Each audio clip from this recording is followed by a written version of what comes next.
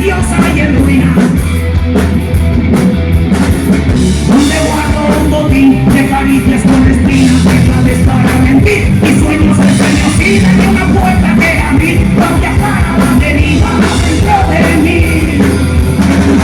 Un camino entre fantasmas en cadena, que sin embargo andan encadenados. Yo encontré mi primera pena para sentirme por dentro, la viaja a su mano. Le he llamado a mi bruja la muela para ponernos una cuerda bendita de los gatos, sin dinero ni invitado, como gatos entejados, mojados, mojados.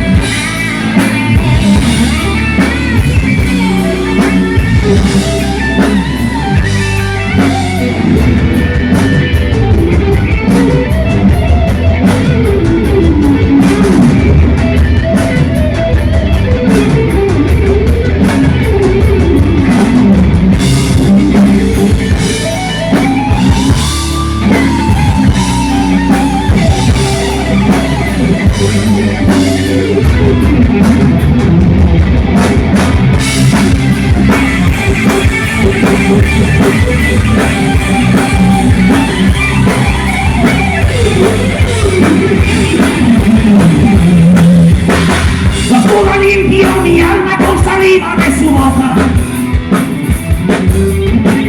En el vientre de una roca con dolor mis prejuicios.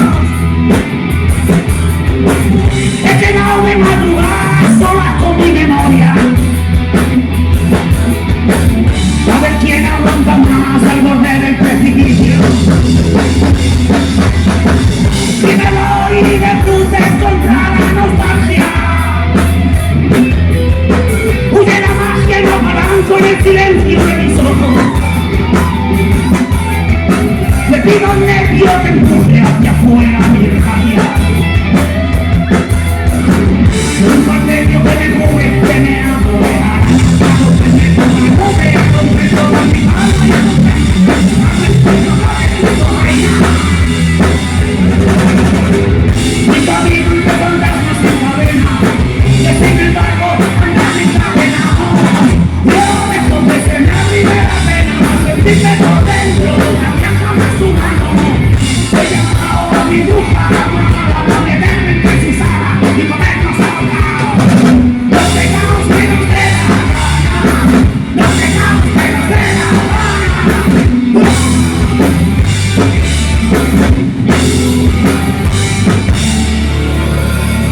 Los pecados que nos dé la gana.